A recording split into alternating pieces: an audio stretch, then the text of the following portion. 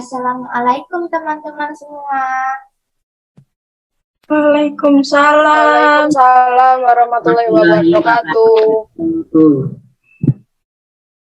Selamat pagi teman-teman. Apa kabarnya hari ini? Selamat pagi, Bu. Alhamdulillah baik, Bu. Baik, Bu. Baik, Bu. Wah, sepertinya kurang semangat ya. Ibu ulangi sekali lagi. Kalau Ibu bilang apa kabarnya hari ini, kalian jawab, Alhamdulillah, luar biasa. Semangat, semangat, semangat. Yes. Baik, Ibu ulangi ya. Apa kabarnya hari ini? Alhamdulillah, luar biasa. Semangat, semangat. Yes. Semangat, yes. Baiklah, kalau begini kan enak, terlihat semangat semua.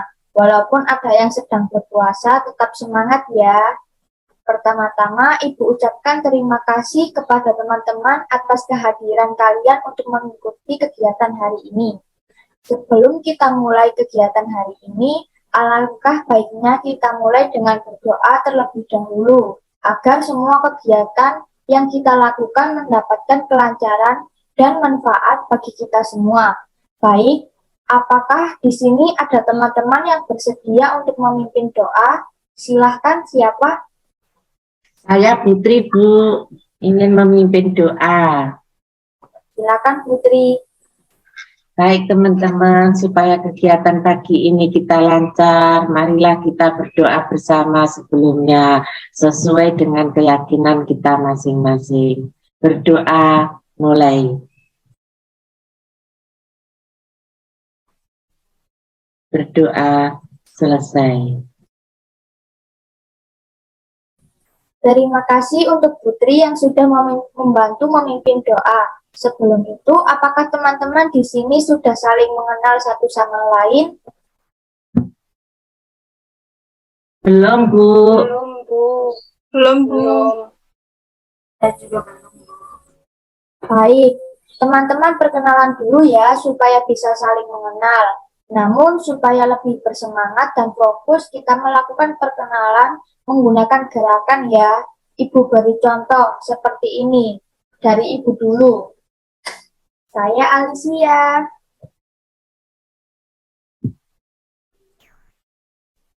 Saya Aska. Saya Renata. Saya Putri. Saya Ari. Bagus sekali teman-teman, awalan yang sangat bagus. Kita sudah saling mengenal ya. Teman-teman bisa mengingatkan nama satu sama lain. Sudah, Bu. Ya, Bu, saya ingat. Bisa, Bu. Oke, sekarang Ibu berikan informasi ya terkait kegiatan hari ini.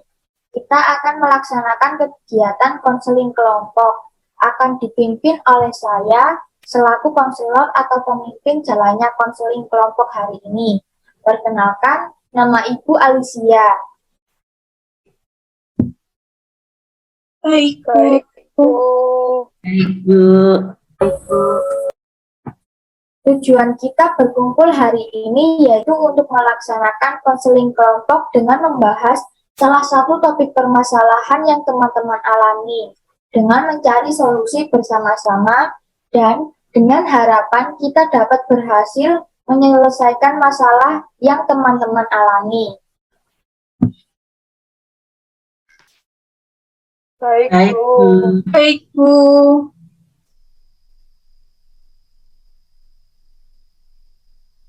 Baik, Ibu mau membuat kesepakatan untuk konseling kelompok ini. Waktu pelaksanaannya mau berapa lama? 20 menit, 30 menit, atau 40 menit? Saya 40 menit, Bu.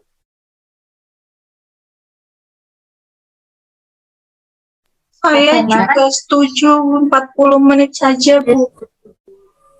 Saya setuju 40 menit, Bu. Baik, Kalian semua sudah setuju bahwa kita melaksanakan konseling kelompok ini selama 40 menit. Kemudian, Ibu jelaskan kembali dalam konseling kelompok ini terdapat namanya asas-asas yang setiap anggota harus ketahui dan dilaksanakan. Bu, saya izin mau tanya, asas-asas konseling itu seperti apa ya, Bu? Baik, Ibu akan jelaskan. Perlu kalian ketahui ada beberapa asas yang harus kita patuhi dalam konseling kelompok ini, yaitu asas kerahasiaan. Asas ini menekankan pada teman-teman untuk tidak menyebarkan informasi dari dalam sini keluar kelompok. Yang kedua, asas keterbukaan. Asas ini menekankan pada semua anggota kelompok harus terbuka dalam menyampaikan masalahnya, tanpa ada keraguan dan rasa khawatir dari anggota. Yang ketiga, asas kesukarelaan. Asas ini menekankan untuk teman-teman menyampaikan pendapatnya, masukan, menceritakan permasalahannya tanpa adanya paksaan dari pihak manapun. Baik, apakah bisa dipahami terkait asas-asas ini? Baik, Bu, paham. Paham, Bu, sudah paham. Saya sudah paham, Bu. Baik, selanjutnya ada yang namanya konseling terbuka dan tertutup. Apakah teman-teman sudah mengetahui apa itu konseling terbuka dan tertutup?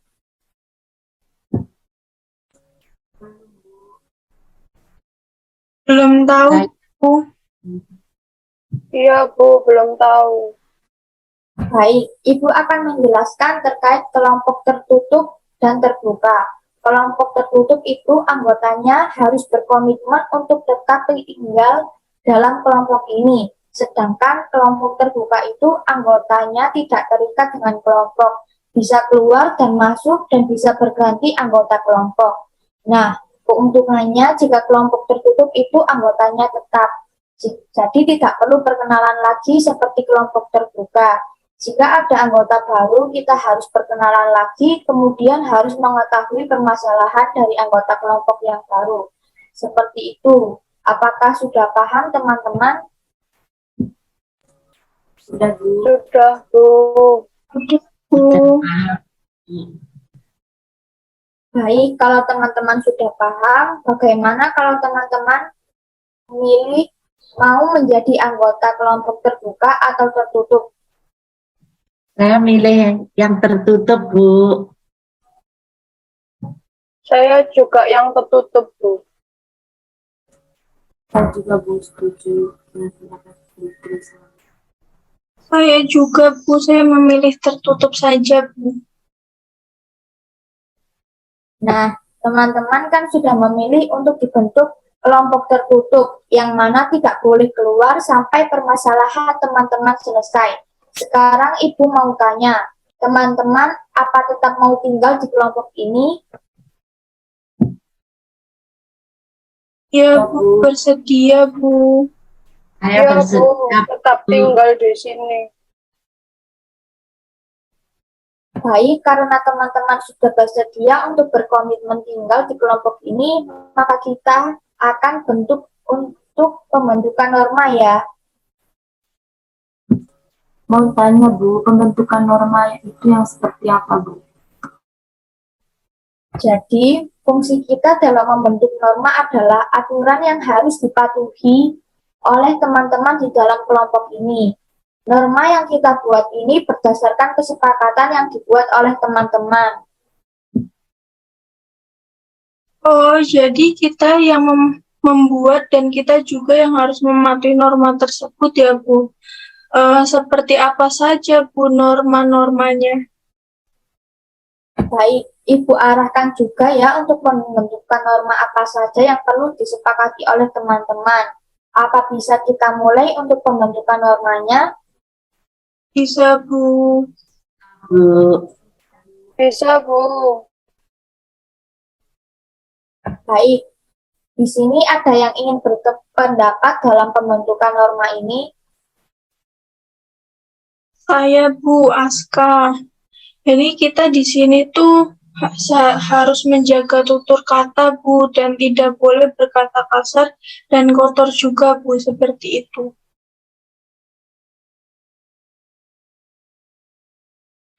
Saya Bu Arin Bu, kita di sini harus memperhatikan teman yang sedang berbicara ya Bu. Bagus, ada lagi? Saya Bu Putri, tidak boleh menyinggung ras, agama, atau suku, begitu Bu.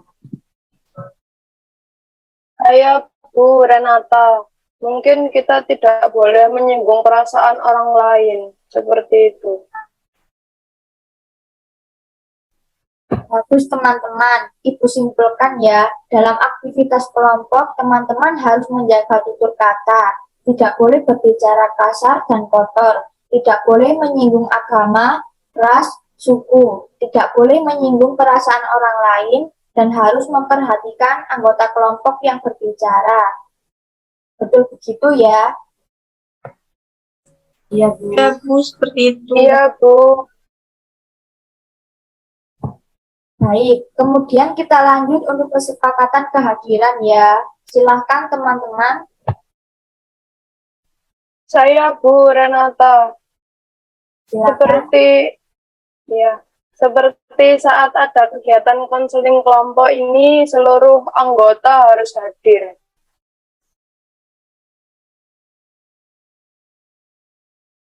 Saya Bu, mau bertanya Bu, kemudian jika ada hal yang urgen atau ada yang sakit, sehingga tidak bisa ikut atau datang, bagaimana Bu? Bagaimana teman-teman, ada masukan?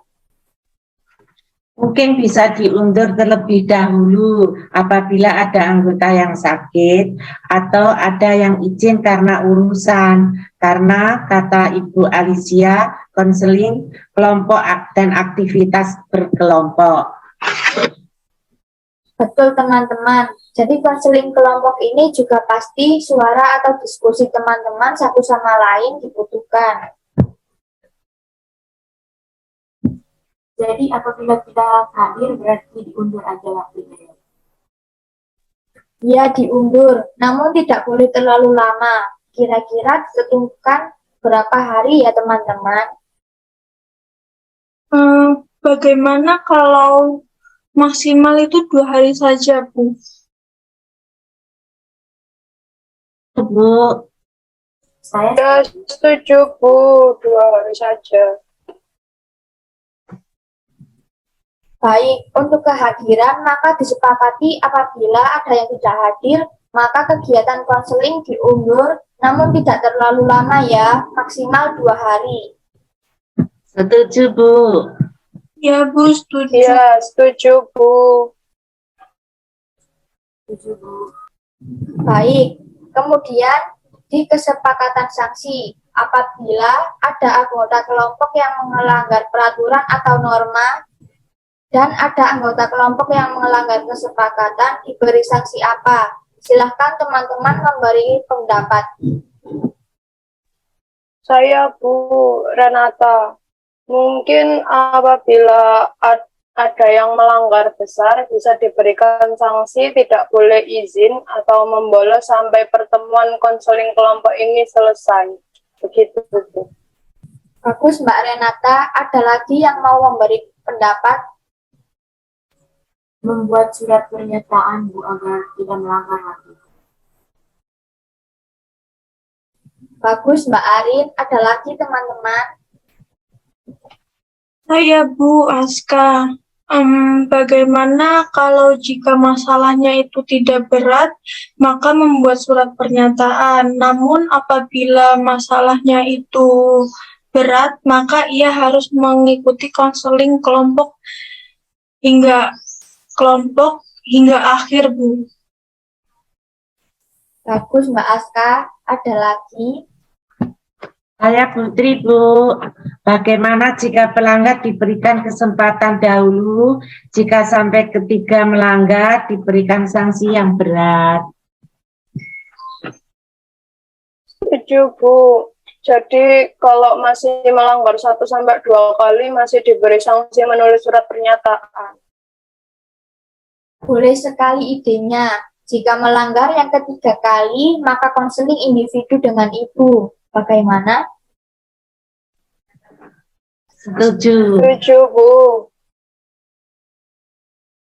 Baik, teman-teman. Kemudian di dalam konseling kelompok ini ada namanya asas kerahasiaan. Jadi, teman-teman di dalam kegiatan konseling harus bisa menjaga kerahasiaan. Tidak boleh teman-teman menceritakan aktivitas apapun, ucapan apapun kepada orang yang di luar kelompok ini. Apakah kalian setuju? Jadi harus menjaga rahasia ya, Bu. Betul sekali. Tidak boleh teman-teman menceritakan aktivitas ini kepada orang di luar kelompok ini. Siapapun tidak boleh ya. Baik, Bu. Baik, Bu. Ibu lihat-lihat ini sudah ada yang lemas dan fokusnya juga sudah hilang. Bagaimana kalau kita melakukan ice breaking untuk mengembalikan semangat teman-teman lagi? Kita ice breaking dulu ya supaya teman-teman bersemangat. Jadi ice breakingnya kita melakukan game. Teman-teman tahu kan lagu sedang apa? Jadi ibu menyanyikan terlebih dahulu, baru selanjutnya kalian. Apakah bisa dipahami? Bisa, Bu. Bisa, Bu. Ibu mulai ya. Sedang apa, sedang apa, sedang apa sekarang? Sekarang sedang apa sekarang? Sedang makan, sedang makan, sedang makan sekarang. Sekarang makan apa sekarang. Makan roti, makan roti, makan roti sekarang. Roti apa, roti apa, roti apa sekarang. Roti bakar, roti bakar, roti bakar sekarang. Sekarang bakar apa sekarang. Bakar sampah, bakar sampah, bakar sampah sekarang. Sekarang sampah apa sekarang. Sampah dapur, sampah dapur, sampah dapur sekarang. Sekarang dapur apa sekarang. Dapur bersih, dapur bersih, dapur bersih sekarang. Sekarang bersih apa sekarang. Bersih, bersih rumah, bersih rumah, bersih rumah sekarang. Rumah apa, rumah apa, rumah apa sekarang. Rumah besar, rumah besar, rumah besar sekarang. Sekarang besar apa sekarang. Besar badan, besar badan, besar badan sekarang. Sekarang badan apa sekarang. Baik, bagus sekali ya teman-teman. Sekarang teman-teman sudah semangat kembali ya. Ibu lanjutkan. Karena sudah membuat komitmen mengenai norma, kita mulai masuk ke tahap inti. Di sini teman-teman akan mengutarakan permasalahan apa yang akan kita bahas satu persatu. Teman-teman menceritakan secara singkat permasalahan apa yang kalian hadapi. Silahkan, siapa dulu? Saya, Bu, mungkin saya terlebih dahulu ya, Bu. Baik, saya akan menceritakan permasalahan saya.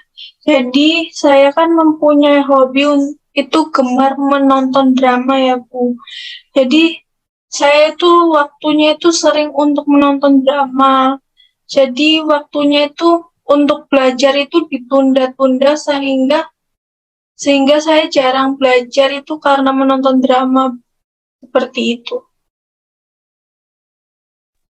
Oh, begitu ya Mbak Aska. Jadi Mbak Aska ini suka melihat drama ya? Ya, betul, Bu.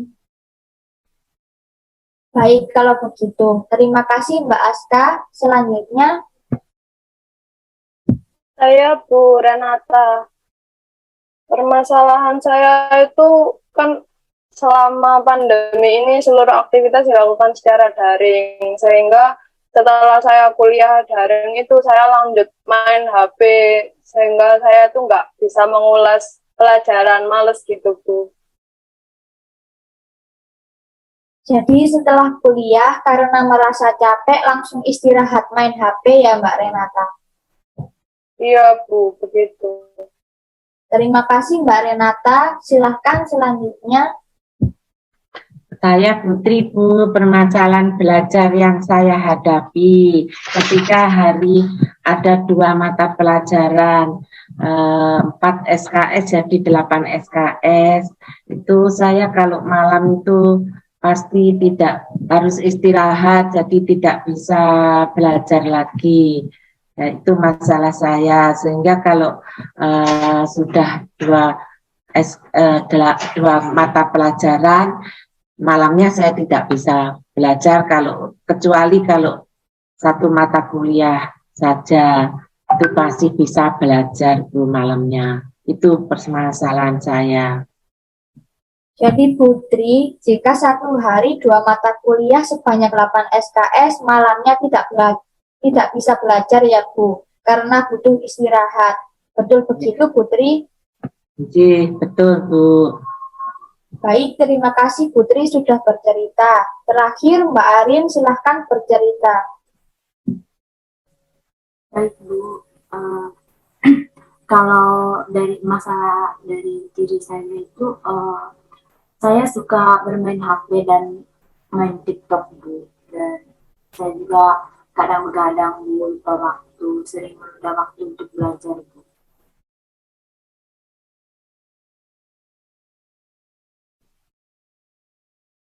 Jadi Mbak Arin suka main HP melihat video TikTok ya? Iya betul Bu, sama suka menunda waktu untuk belajar Bu. Baik, terima kasih untuk teman-teman sudah menceritakan masalah yang kalian alami secara singkat. Ternyata permasalahan kalian hampir sama ya, karena asik bermain HP, sehingga lalai untuk tugas yang lain. Begitu ya. Ya, Iya betul. Bu. Baik, selanjutnya kita akan memilih permasalahan siapa yang akan dibahas terlebih dahulu. Teman-teman, silahkan memilih kira-kira permasalahan milik siapa yang akan kita bahas dahulu. Bagaimana kalau jika memilih masalahnya milik Mbak Arin saja, Bu? Saya juga Mbak Arin saja Bu yang dibahas terlebih dahulu. Alasannya apa teman-teman memilih milik Mbak Arin? Mungkin karena Mbak Arin itu suka begadang, Bu. Kan itu bisa mempengaruhi kesehatannya juga, Bu. Seperti itu. Iya Bu, menurut saya juga begadang itu buat main HP bisa berpengaruh buat kesehatan mata, apalagi juga buat tubuhnya Mbak Arin. Saya setuju pendapat Mbak Renata juga Mbak Aska, karena kalau bergadang itu sangat mengganggu kesehatannya Mbak Arin nantinya. Baik teman-teman, bagaimana Mbak Arin? Apakah setuju jika permasalahannya dibahas terlebih dahulu? Ya tidak apa-apa Bu, jika permasalahan saya yang dibahas terlebih dahulu. Silahkan diceritakan Mbak Arin secara lebih rinci aktivitas yang Mbak Arin lakukan. Baik Bu, Eh, jadi permasalahan yang saya hadapi saat ini itu, saya kurang bisa memanage waktu dengan baik Bu. Saat saya selesai kuliah, saya merasa free. Nah, di situ saya gunakan untuk main HP. melihat TikTok, scroll Instagram, dan itu tidak terasa hingga larut malam, sampai terkadang saya baru tidur jam 2 malam, Bu. Dan paling awal saya tidur itu jam 12, Bu. Karena keasikan main HP, terkadang saya juga lupa, lupa untuk belajar, menunda waktu untuk belajar. Awalnya sih tidak ada dampak, Bu. Namun akhir-akhir ini saya sudah merasakan itu bagaimana dari diri saya itu sudah mulai merasa lesu, emosi naik turun, dan saya merasa tubuh saya itu lemas sekali, capek sekali. Dan semua aktivitas yang sebenarnya wajib saya lakukan setiap hari, contohnya kalau bangun pagi itu kan kita harus mandi, bersihkan kamar tidur. Dan sekarang itu sama sekali sudah tidak terlaksanakan, Bu, karena terlambat bangun. Karena waktu yang selanjutnya itu kan saya harus mempersiapkan untuk kuliah, Bu. Jadi permasalahannya Mbak Arin ini karena terlalu asik main HP, Mbak Arin jadi menunda waktu istirahat dan waktu untuk belajar ya. Iya, Bu, betul itu yang sedang saya hadapi. Baik Mbak Arin, terima kasih ya sudah mau menceritakan masalahnya dengan lebih rinci. Baik Mbak Arin, Ibu mau bertanya, dalam konseling kelompok ini kan bertujuan untuk menyelesaikan permasalahan. Apa yang Mbak Arin inginkan saat mengikuti konseling kelompok ini? Saya ingin permasalahan saya selesai, Bu. Kemudian, harapan apa ke depannya setelah Mbak Arin melakukan konseling kelompok? Saya berharap saya bisa konsisten memanage waktu dengan baik, Bu. Karena sebelumnya saya sudah mencoba, namun tidak terlaksana dan tidak konsisten. Baik teman-teman, jika kalian ada di posisi Mbak Arin, apa yang kalian inginkan? Saya belum mau memberi tanggapan. Silakan Putri. Jika saya menjadi Mbak Arin, ketika saya sudah merasa lelah dan aktivitas saya di hari itu, maka saya berusaha untuk berhenti membuka HP, memegang HP, namun mengistirahatkan dulu sehingga HP-nya tidak usah dibuka kembali gitu. Bagus sekali Putri untuk pendapatnya. Teman-teman yang lain bagaimana? Saya, Bu,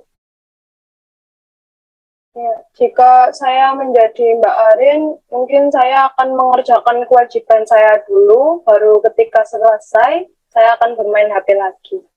Gitu. Bagus sekali untuk pendapat dari teman-teman. Lalu dari hal tersebut, bagaimana tanggapan teman-teman mengenai sikap menunda-nunda waktu? Saya Bu Aska, menurut saya itu sangat merugikan, Bu, bagi diri sendiri itu, Bu. Karena menunda-nunda waktu itu dapat membuat pekerjaan itu semakin menumpuk atau semakin banyak gitu, Bu. Iya, Bu, saya juga setuju dengan pendapatnya Mbak Aska. Selain merugikan bagi diri sendiri, menunda-nunda waktu itu juga dapat menghilangkan kesempatan untuk memperbaiki diriku. Itu yang seperti pendapat dari saya. Baik, selanjutnya dari keinginan tersebut, apa tujuan yang ingin dicapai oleh teman-teman? Saya ya Bu, menurut saya itu ingin bisa tidak mensia-siakan waktu saya yang ada, Bu, seperti itu.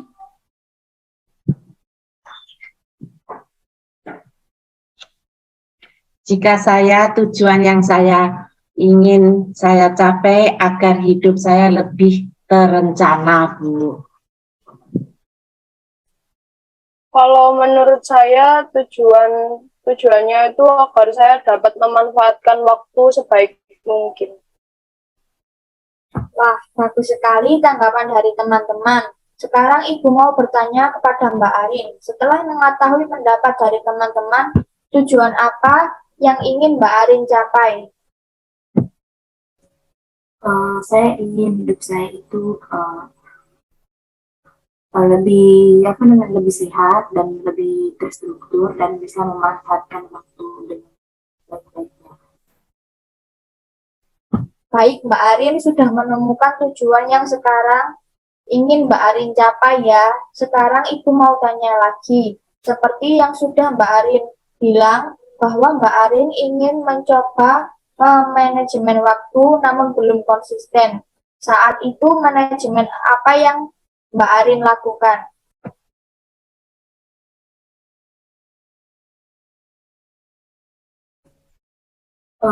Saya mencoba untuk membuat daily list di HP itu. Jadi saya buat list itu apa saja yang saya lakukan setiap hari, namun tidak saya laksanakan. Dari teman-teman, jika kalian di posisi Mbak Arin, apa yang kalian lakukan? Saya, Bu, kalau saya mungkin akan membuat alarm pada daily list tersebut. Saya, Bu, kalau menurut saya itu akan membuat alarm yang banyak, Bu. Bisa dari HP atau bisa juga dari jam beker, Bu, seperti itu. Saya sependapat dengan teman-teman, Bu. Baik teman-teman, terima kasih. Untuk Mbak Arin sendiri, kira-kira sudah berapa lama Mbak Arin melakukan hal tersebut? Saya sudah mencoba 1 hari, Bu, sudah bisa. Namun besoknya atau kedepannya lagi itu saya tidak bisa melakukannya lagi. Jadi saya kurang bisa untuk konsisten. Baik Mbak Arin, ini karena terlalu asyik memainkan sosial media hingga lupa akan waktu. Sikap yang Mbak Arin tunjukkan ini merupakan sikap yang suka menunda-nunda waktu ya. Betul, Bu. Baik, dari sikap menunda waktu ini sangat berbanding terbalik dengan tujuan yang telah diutarakan, seperti untuk dapat memanajemen waktu sehingga hidupnya lebih bermanfaat bagi diri sendiri dan orang lain. Iya, Bu. Iya, Iya, Bu. Bu. Baik teman-teman, menghadapi hal tersebut bagaimana teman-teman jika dalam posisi Mbak Arin? Silahkan teman-teman memberi masukan ya. Saya, Bu, izin memberi masukan rencana. Kalau menurut saya, mungkin efikasi diri atau kedisiplinannya Mbak Arin lebih ditingkatkan lagi.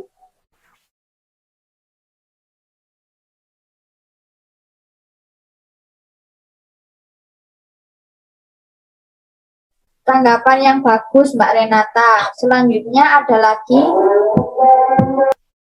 Saya, Bu, kalau menurut saya itu Mbak Arin itu harus lebih berkonsisten lagi, Bu, untuk memanajemen waktunya, sehingga Mbak Arin itu tidak hanya melakukan itu nggak hanya 1 hari saja. Dengan Mbak Arin yang lebih berkonsisten itu bisa membantu Mbak Arin untuk kedepannya menjadi lebih baik atau lebih giat lagi, Bu, seperti itu.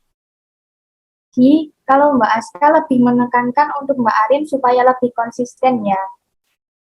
Ya, betul, Bu, seperti itu, Bu.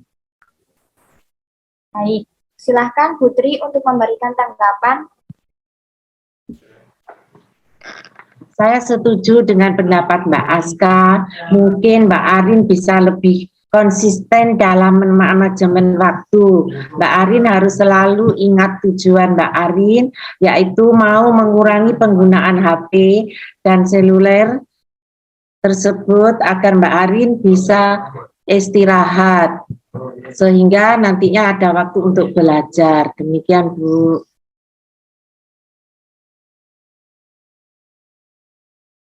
Jadi, kalau pendapat Putri mengingat tujuan Mbak Arin untuk dapat mengurangi penggunaan HP supaya lebih konsisten ya.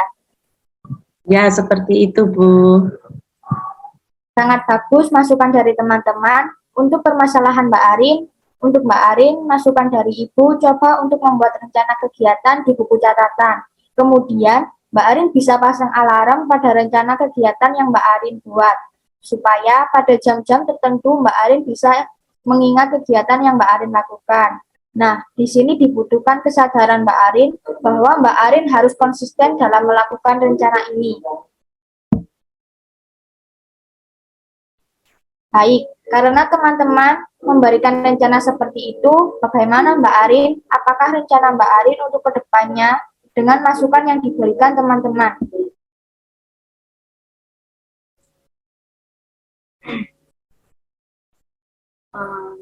Terima kasih teman-teman karena sudah memberikan saran dan masukan untuk permasalahan saya. Saya rasa supaya saya bisa mengingat tujuan saya untuk mengurangi penggunaan handphone, saya harus membuat catatan sehari-hari di note dan memberikan alarm pada diary saya di HP, supaya jika ada alarm saya bisa mengingatkan apa saja yang saya ingin lakukan, sehingga saya bisa disiplin dan lebih berkonsisten lagi. Baik, sekarang Ibu tanya kepada Mbak Arin, apakah Mbak Arin siap untuk berubah sesuai dengan rencana yang Mbak Arin katakan? Saya siap Bu untuk merubah diri saya agar menjadi lebih baik lagi dan menerapkan rencana saya untuk kedepannya. Dengan begitu dapat membantu saya untuk menyelesaikan masalah yang saya hadapi. Baik Mbak Arin, Ibu yakin Mbak Arin bisa melaksanakan semua yang telah Mbak Arin rencanakan. Nah, baik, kita sudah membahas permasalahan yang dihadapi oleh Mbak Arin. Apakah ada yang ditanyakan lagi teman-teman yang lain? Tidak, Bu, sepertinya sudah cukup, Bu. Sepertinya sudah cukup, Bu. Iya, Bu, sudah cukup. Baiklah kalau begitu. Nah, bagaimana sekarang perasaan Mbak Arin setelah kita membahas permasalahan yang Mbak Arin miliki?